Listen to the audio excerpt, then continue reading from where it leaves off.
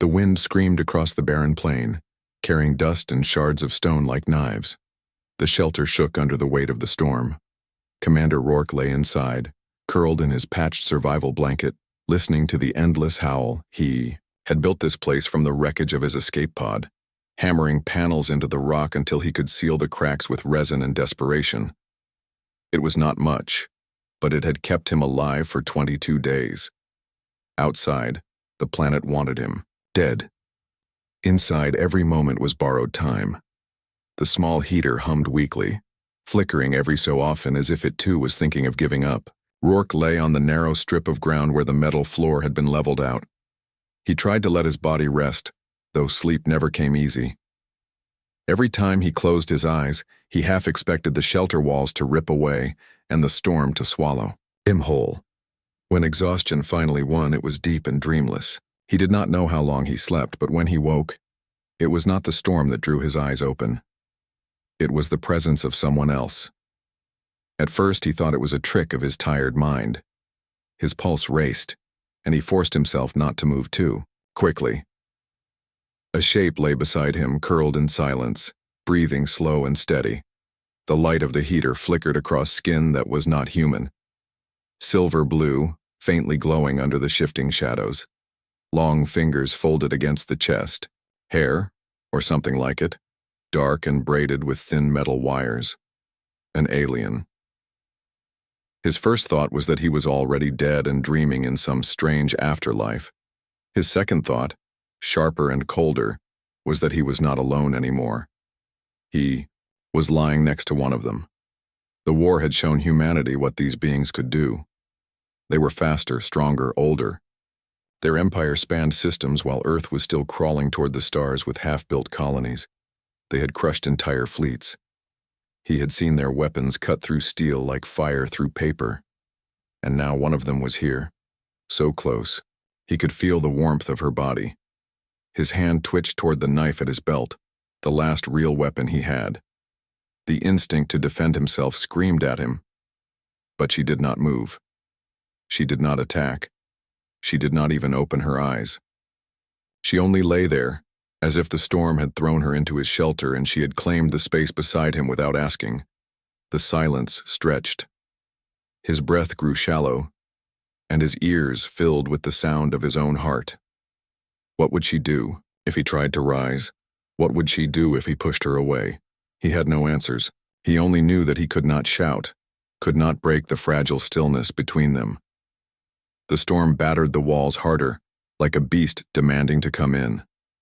Dust slipped through the cracks, covering the floor in fine powder. The heater gave, another weak flicker, and for a moment the alien's face was lit fully. Her eyes were closed, but her expression was calm. There was no sign of malice, only exhaustion. Her body carried wounds, burns along her arm, cuts across her side. She had come here not as a conqueror, but as someone fleeing the same merciless storm that hunted him. Rourke stayed awake long after that realization, staring at her, unsure if he should be afraid or not. He had been alone for so many days that he had almost forgotten what it felt like to share space with another living being. Loneliness had gnawed at him, whispering that he was the last human left on this forsaken world. Now, against all reason, there was life again. Not human life, not safe life, but life nonetheless. He thought of home. He thought of Earth, with its endless skies and seas that no storm could erase. He thought of the way humanity had always survived, not by strength, but by refusing to let fear rule every choice. The knife at his belt remained untouched. His hand slowly relaxed. The alien shifted slightly, pulling the blanket closer around herself. For a moment, her shoulder brushed against his arm. The contact was light, but it sent a jolt through him. It was real. She was real. Not a dream. Not a shadow. A living, breathing being sharing his shelter, lying silently beside him as if they had known each other longer than a heartbeat. He closed his eyes again, though sleep did not come this time. He stayed awake, listening to the storm, feeling the strange rhythm of her breath close to his own. He wondered if she would wake before him. He wondered if, when morning came, they would still be lying side by side in the silence, neither enemy nor friend, just survivors in a world that wanted them both dead. And though fear still whispered in his chest, a small part of him felt something else, something unfamiliar after so many days of isolation. Not trust, not yet, but a spark of something close. Hope. Rourke did not know how long he had stared at her before his body forced him to move. The storm outside still screamed, but his ears had grown used to it, the noise like a second heartbeat. He shifted quietly, the knife still within reach, though. His hand never touched it. The alien still lay beside him, her breathing steady, her wounds hidden beneath strange cloth that shimmered faintly in the weak light. He told himself it was only survival. She must have been desperate to enter his shelter. She could have killed him if she wished, but she had not. That thought burned in his mind as the hours passed. If she had wanted him dead, he would not have woken. That meant she needed this place as much as he did. When she finally opened her eyes, the moment hit him harder than any storm. They were bright, almost glowing, like polished glass catching sunlight.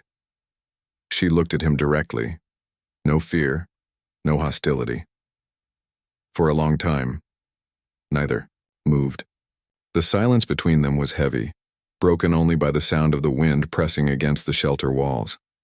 Rourke sat up slowly, making sure not to appear threatening. His throat was dry and his voice came out rough. "You understand me?" he asked, even though he knew the chances were slim.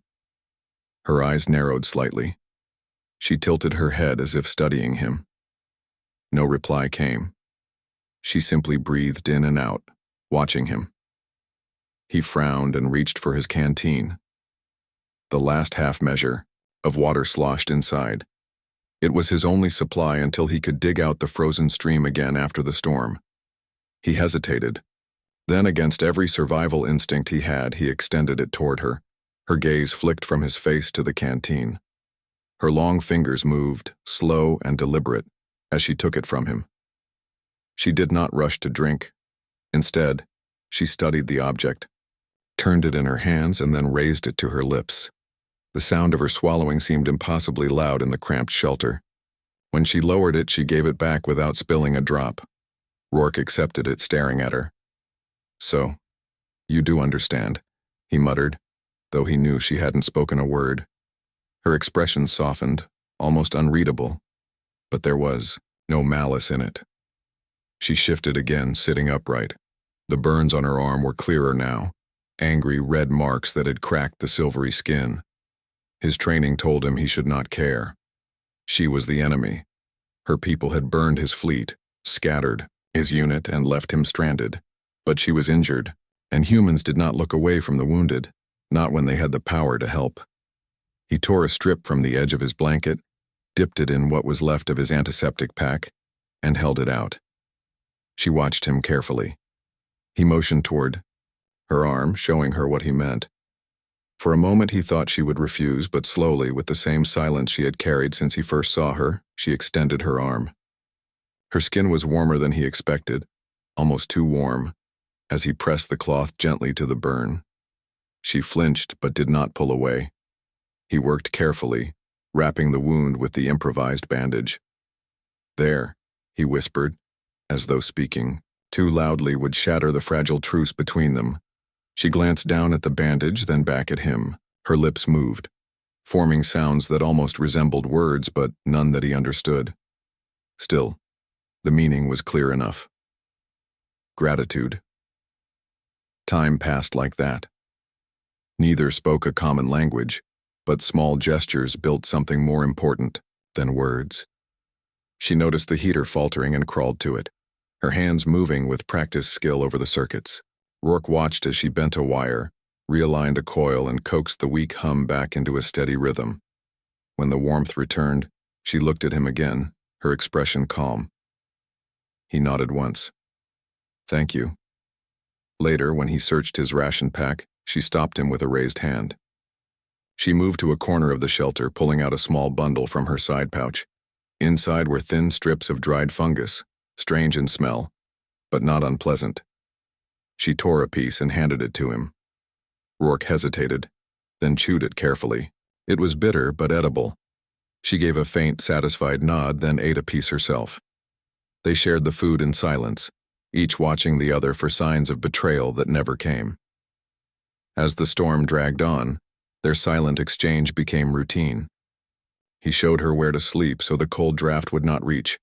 She gestured when the heater's power needed conserving. He cleaned her wounds again.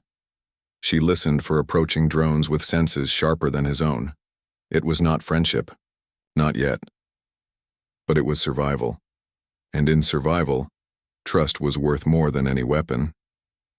When darkness fell again and he lay back against the metal floor, Rourke realized something strange. For the first time since the crash, he did not feel entirely alone. He turned his head slightly. She was lying beside him again, silent, steady, her eyes closed as if the shelter truly belonged to both of them. He did not know what tomorrow would bring, whether she would leave, betray him, or stay.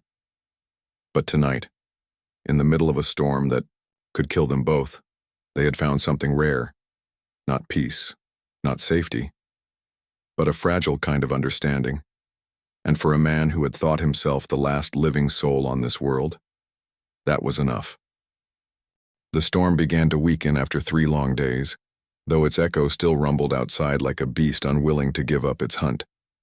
The shelter no longer shook so violently, and the dust that slipped through the cracks fell in softer drifts. Rourke sat by the heater watching its steady glow, while the alien sat across from him. They no longer stared at each other with the same sharp caution as before. The silence between them felt different now, less like a wall, more like a bridge, waiting to be crossed.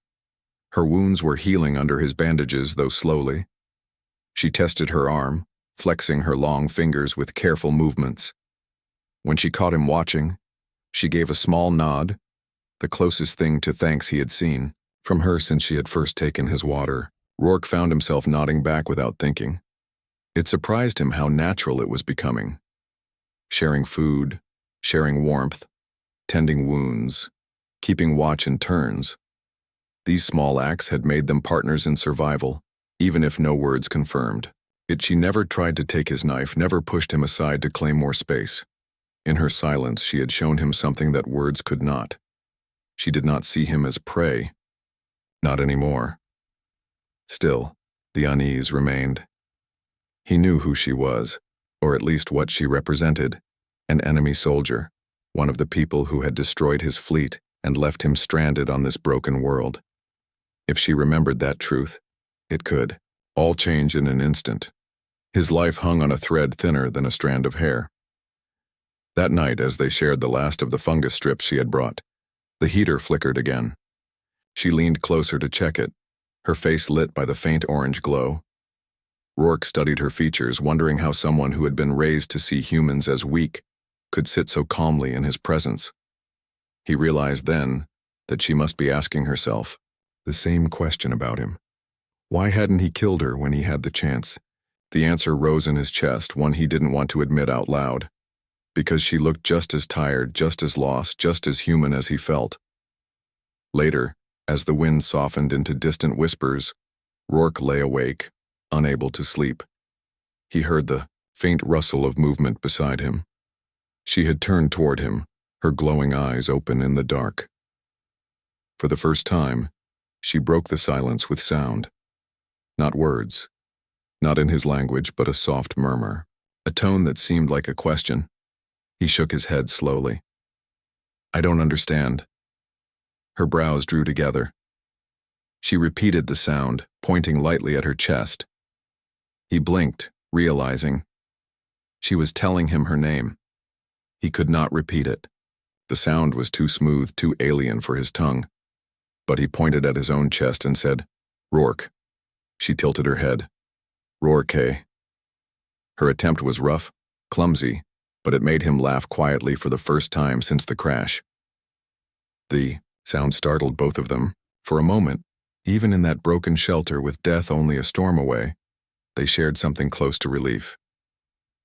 The following morning, with the storm finally easing, Rourke prepared to step outside. He strapped his knife to his belt and adjusted the cracked visor of his helmet. She watched him closely, then reached for her own equipment. Though she still moved with some pain, She carried herself with the quiet strength of someone who had survived worse. When they stepped beyond the shelter, the land stretched out in jagged silence. Dust lay thick, the sky a pale gray. Here and there, broken pieces of metal marked where wreckage had scattered. Rourke scanned the horizon, searching for signs of drones. She lifted her head, listening. It struck him then how natural it felt. Moving, as a pair, watching opposite directions, covering each other without words. They walked together, their footsteps muffled in the dust. He led them to the frozen stream he had used before, showing her how to break the crust of ice and gather the clean water beneath. She crouched beside him, studying the method. When he handed her the first full container, she accepted it without hesitation. The day passed with small exchanges like that. She showed him plants hidden in the shadows of rocks, roots tough but edible when boiled. He showed her how to use his emergency beacon to check for signals, even though none had reached him yet. Neither spoke the other's language, but both understood the same truth. Survival demanded cooperation. When night came again, they returned to the shelter with food and water enough for days. The heater still worked, glowing steady under her repairs. Rourke sat down heavily, exhaustion pressing into his bones. Across from him, she leaned against the wall, her eyes half closed. They had not spoken more than a few sounds. Yet in 3 days they had built something stronger than many words could. Not friendship, not trust in its full form, but something that lived between those things. A silent pact, unspoken but powerful. They would not harm each other. They would face the storm, the hunger, the empty land, together. For Rourke, who had thought himself the last living soul on this world, it was almost enough to feel human again. The days after the storm became a strange rhythm. Rourke had grown used to loneliness, the empty hours filled only by the sound of wind and his own breathing. Now, every moment seemed doubled. When he gathered water, she was there. When he checked the horizon for patrols, she scanned it with him. When he slept, he woke to find her lying silently at his side, her breathing steady as if she trusted him not to harm her. It was strange, almost unnatural, and yet it felt right in a way he could not explain. They could not speak to each other in words, but gestures had become their language. When she wanted him to wait, she raised her hand. When he needed her attention, he tapped the metal wall twice. Small things became signals, and signals became understanding. It amazed Rourke how quickly 2 strangers could find a way to live side by side. One evening, while he boiled roots she had collected, she studied him closely. Her eyes glowed faintly in the dim light, and she tilted her head like someone examining a puzzle. She made a sound, short and soft, then pointed at his chest. He knew what she wanted. He tapped his chest. "Rourke." She repeated it, smoother, this time. Then she touched her own chest and spoke her name again. The sound soft, rolling, impossible for him to repeat perfectly. He tried anyway. She laughed, or something close to it. A sound like a sigh mixed with a hum. It filled the shelter with warmth more real than the heater's glow. As the days passed, her strength returned. The burns on her arm healed and she began moving more freely. Rourke noticed she was not only surviving, she was working to keep him alive too. She warned him away from plants that looked safe but were poisonous. She showed him how to set small traps for crawling creatures that hid under rocks. She had no reason to help him, yet she did. One night, after they had shared the last of the dried fungus, she placed her hand flat against the ground, then pointed upward. She spoke in her language, slow and deliberate. Rourke could not understand, but he guessed she was telling him about the sky, maybe her people, maybe where she came from. He listened in silence, nodding when her eyes searched his face for reaction. In return, he took out the small patch of cloth he kept hidden, the torn flag from his uniform. The sight of it made his chest ache. He held it up and whispered, "Earth." She leaned closer, her glowing eyes fixed on the faded emblem. She repeated the word carefully, as if shaping it with care. "Earth." For a long moment, neither spoke again. It was enough. but their fragile peace was not safe from the world outside. On the 12th day since she had entered his shelter, a sound cut through the quiet night. Not the wind, not the heater, not the scrape of sand. A low hum, mechanical, growing louder. Rourke froze, his heart pounding. He knew that sound. Search drones. She heard it too. Her body stiffened, her glowing eyes narrowing with sharp awareness. She rose quickly, moving to the door of the shelter. Rourke followed, gripping his knife, though he knew it was useless against machines. Together they pressed against the metal, while listening. The hum grew stronger, passing overhead. The shadows of light swept across the cracks, pale beams cutting through the dust. Rourke held his breath. The drones were searching the wasteland for survivors. If they found her, they would take her back. If they found him, they would end him without hesitation. The light paused outside the shelter, lingering for one endless second. He felt her hand press lightly against his arm, steadying him. Then, after a moment that stretched like a lifetime, the hum faded into the distance. The lights vanished. The night returned to silence. They did not move for a long time. Finally, she lowered her hand and exhaled. Her gaze met his, and in her eyes he saw something new. Not just trust, but choice. She could have called out. She could have revealed him to the drones, but she had not. She had chosen him over her people. Rourke felt a strange weight settle in his chest. Gratitude, yes. Relief. But also responsibility. She was no longer just another survivor in his shelter. She was his ally now, whether either of them had meant it or not. That night, when they lay down in the quiet, their shoulders brushed once, again. Neither moved away. The storm outside had passed, but another kind of storm was coming, one filled with decisions neither of them could avoid. And though Rourke still could not speak her language, and she could not speak his, he knew one thing clearly: they were no longer enemies. The storm had gone, leaving the world quiet but dangerous. Rourke stepped outside with her at his side, the gray dust crunching beneath their boots. The sky was pale, heavy with clouds that never seemed to move. For days the land had been hidden, but now it stretched open before them, broken and scarred by wreckage. Twisted metal from fallen ships lay half buried in the ground. Shattered glass glimmered faintly in the weak light. Rourke scanned the horizon. His instincts told him the drones would return. Search patterns always did. His survival training whispered that the safest choice was to stay hidden, to remain in the shelter until the chance of discovery passed. But another thought gnawed at him. Sooner or later they would be found. The shelter could not protect them forever. She seemed to know it too. Her glowing eyes searched the sky with sharp focus. Every faint hum of wind made her tense. When she turned to him, her expression was clear. They could not stay. They moved together across the barren ground, keeping close to the jagged ridges of rock. Rourke's legs ached from exhaustion, but he pushed forward. She set a steady pace, her steps silent, her movements precise. Sometimes she stopped, placing her hand against the ground as if listening through the soil. Each time, Rourke waited. When she moved again, he followed without question.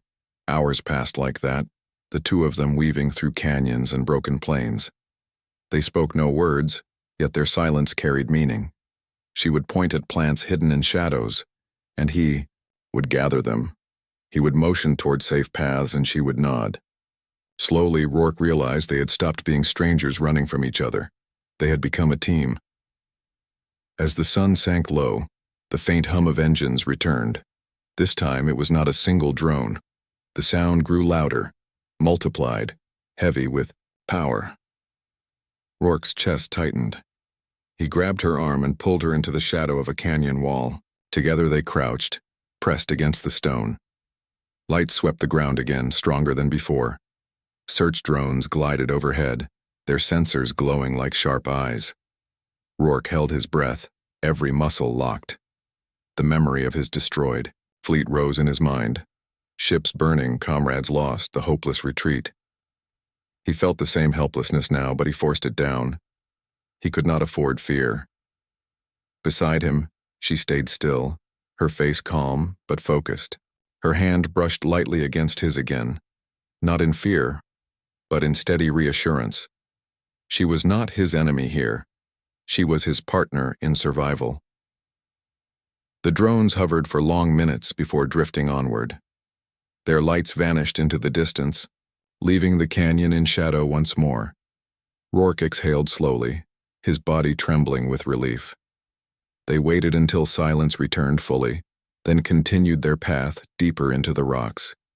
Night fell quickly, the world turning black except for the faint glow of her eyes. Rourke followed that glow like a guide, every step taking them farther from the shelter, farther from safety, but closer to freedom. At last they reached a small hollow in the rock, hidden from open sight. Exhaustion pressed down on both of them. They sat in silence, catching their breath. The stars above were faint, blurred by dust, but Rourke stared at them anyway. Somewhere out there was Earth. Somewhere out there, his people still fought. She noticed his gaze. Slowly, she raised her hand and pointed upward too. She spoke in her language, quiet and low, her voice carrying something almost like sadness. Rourke did not understand the words, but he understood the feeling. She was far from home, just as he was. He wanted to say something back, but no words came. Instead, he took out the broken comm unit from his pack. Its screen flickered weakly, a device long out of reach of any real signal. But when she leaned closer, curiosity lighting her face, he showed her how it worked. He tapped the side, showed her the static that once had been voices. She touched the screen with care, as if holding a piece of something precious. For a long moment, both of them stared at the faint glow. It was a reminder that they were not meant to be here forever. Later, when they lay down to rest in the hollow, Rourke kept his knife near, as always. But he realized his hand no longer gripped it with the same fear. Instead, he found himself listening to her steady breathing beside him, the sound almost comforting after so many nights of silence. Sleep came slowly, but when it did, it was deeper than it had been in weeks. He knew tomorrow would bring more. Danger, drones, patrols, the endless search. He knew their fragile bond could be broken at any moment if old loyalties returned. Yet as the night wrapped around them, he allowed himself one dangerous thought. Maybe survival was not enough. Maybe, in this strange alliance with someone who should have been his enemy, he had found something greater than survival. And that thought, as fragile as it was, gave him strength for what was still to come. The next morning, the air was sharp and cold. Dust still clung to every surface, but the wind had gone, leaving a silence that felt heavier than the storm itself. Rourke rose stiffly, his joints aching from the hard ground. She was already awake, crouched near the mouth of the hollow, her eyes glowing faintly as she scanned the canyon. When he joined her, she gave a small nod toward the horizon. He followed her gaze. Far in the distance, faint lines of movement crossed the sky. Patrol ships, not just drones. His stomach tightened. That meant the search was widening. They were hunting survivors, and sooner or later the canyon would no longer keep them safe. They gathered their few supplies and moved on. She led the way at first, her movements quiet and precise, guiding them through narrow cracks in the rocks where even the wind struggled to pass. When the path grew steep, Rourke moved ahead, carving footholds with his knife so she could climb more easily. The rhythm they had built, silent signals, small gestures, carried them through the morning without a word spoken. As the sun climbed higher, the sound of engines returned. This time it was closer, louder, vibrating through the stone beneath their feet. Rourke pulled her into a narrow crevice just as shadows passed over them. A patrol drone drifted above, its searchlights cutting through the dust. They pressed close against the rock, breaths shallow. Rourke's heart hammered in his chest.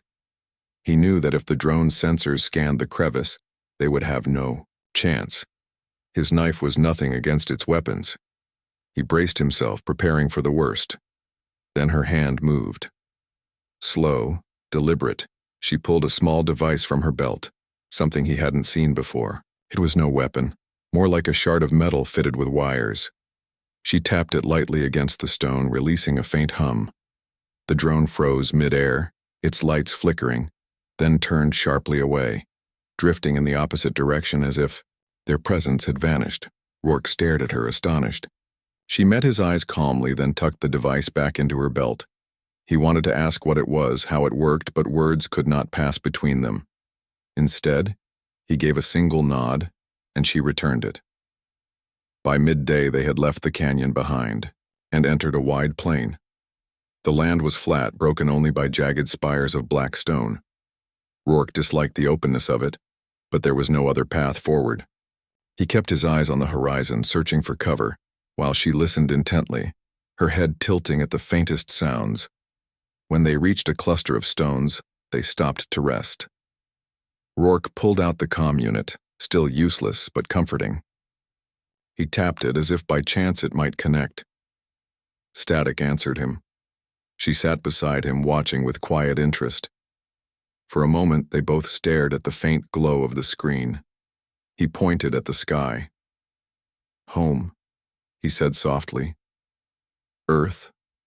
She repeated the word carefully, almost perfect this time. Then she touched her chest, spoke her own word again. Her home. He could not repeat it, but he understood. They were both far from the places they belonged. Both outcasts, both hunted, both surviving only because of each other. The sound of engines shattered the moment. Louder this time, much closer. Rourke shoved the comm unit back into his pack and motioned for her to move. Together they scrambled into the shadow of the stones, just as 3 drones swept across the plain. Their lights cut the ground like blades, scanning, hunting. This time there was no narrow crevice to hide in, no easy escape. Rourke gripped his knife, knowing how hopeless it was, but unwilling to surrender.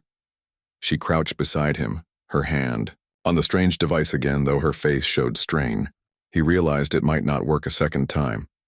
The drones hovered, beams sweeping closer. Dust rose in swirls as their engines rumbled.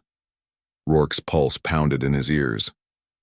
Then he felt her touch his arm again, firm and steady. She looked at him, her eyes sharp with meaning. Not enemy, not alone. On instinct, he reached into his pack and pulled out the broken beacon. He twisted wires, forced a spark, and tossed it out into the open. The drones reacted instantly, veering toward the sudden signal. Their lights shifted, their engines roared, and within moments they were moving away, chasing the false target. Silence. Returned. Rourke slumped against the stone, his chest heaving with relief. She gave a faint, surprised sound, something close to a laugh. For the first time, she had seen what human desperation and ingenuity could do. No weapon, no advanced technology, only scraps and stubborn will, and yet it had saved them. As night fell, they pressed onward. Rourke felt exhaustion deep in his bones, but he also felt something stronger. Every step with her at his side made him realize the truth. They were no longer just surviving, they were moving toward something. Not safety yet, not freedom yet, but possibility. When they stopped to rest, she lay down close to him again, the way she always had since that first night in the shelter. Their shoulders brushed lightly. Neither moved away. Above them, the stars burned faint through the dust, cold and distant but alive. Rourke closed his eyes, holding on to the thought that had carried him this far. Humanity did not give up. And now neither did she. Together they would face whatever came next. The plain stretched endlessly before them, but Rourke knew they were close. His comm unit, weak as it was, had flickered with a signal earlier that day. It was faint, broken, but real. Somewhere ahead was the edge of the search zone, and maybe, just maybe, a chance for rescue.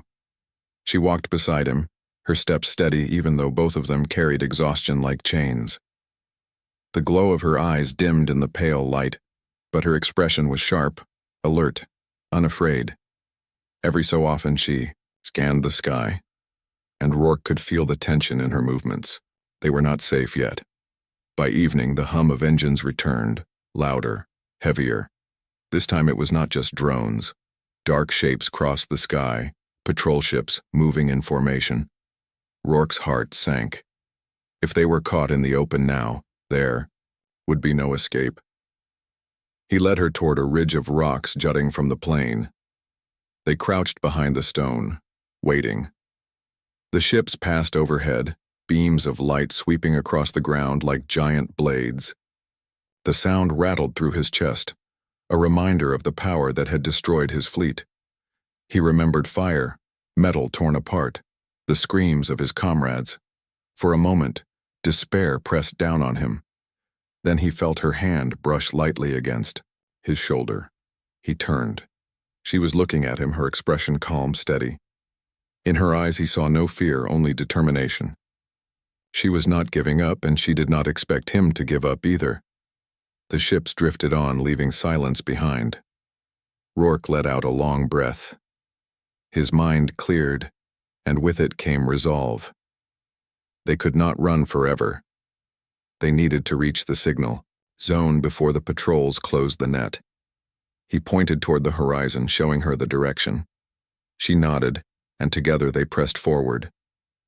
Night came quickly, the stars faint through the haze. The comm unit flickered again, stronger this time. A weak pulse. His chest tightened with hope. He tapped the screen, watching the static shift. If he could boost the signal, maybe a human ship could hear it. Maybe rescue was possible. But rescue meant something else too. If a human ship came, they would see her as the enemy. They would not understand the bond built in silence, the trust forged in survival. They would see only a soldier of the empire that had tried to erase them. And if her people arrived first, they would see him the same way. An intruder, an enemy, a life to be ended. The weight of that truth sat heavy on him. He glanced at her, wondering if she knew. She met his gaze, and for a long moment, they simply stared at each other. The unspoken words hung between them. They could not both be saved by their own people. The distant hum of engines returned, this time from two directions. Lights cut across the horizon, one beam white and sharp, the other golden. Rourke's breath caught. He recognized the white light. Human rescue ships used that signature. The golden one belonged to hers. Both had arrived at the same time. She froze, her eyes locked on the golden glow. He looked at the white. Two choices, two fates. If they stepped toward one, the other would mean death. For a long, terrible second, neither moved. Then she turned her gaze back to him. Slowly, deliberately, she reached out and took his hand. The touch was firm, steady, she whispered, in halting words that sounded strange in her mouth but clear enough for him to understand. Stay. Rourke felt something shift inside him. She could have chosen her people. She could have betrayed him to the drones days ago, but she had not. She had chosen him, chosen humanity, chosen something beyond war and empire. In that moment, he understood the truth of it. Humanity's strength was not only in fighting, it was in reaching out, even to those who were meant to be enemies. It was in building bridges where none should exist. He squeezed her hand once, then raised the comm unit high. He forced its weak signal into the night, directing it toward the white glow. The human ship responded, its beacon pulsing stronger. The golden light of her people lingered in the distance, searching, but moving away. She had given up her return, for him. As the rescue ship descended, engines tearing the dust into a storm, Rourke held her hand tighter. Soldiers rushed out, their weapons ready, their eyes wide at the sight of her. Shouts rang out, orders barked, but Rourke stepped forward, placing himself between them and her. His voice was rough but unshaken. She's with me. The soldiers hesitated. They did not understand, but they lowered their weapons, uncertain, waiting for command. Rourke turned his head slightly, looking at her one last time. She stood tall, silent as always, her glowing eyes fixed on him. He knew their paths might soon split. Maybe she could not remain with him. Maybe his people would never accept her. But what they had shared here on this broken world would never be erased. Against every law, against every lesson of war, they had proven something greater. That in the endless darkness of space, humanity's light was not in its weapons, but in its will to see an ally where others saw only an enemy. And for the first time since the war began, Rourke believed that hope could survive.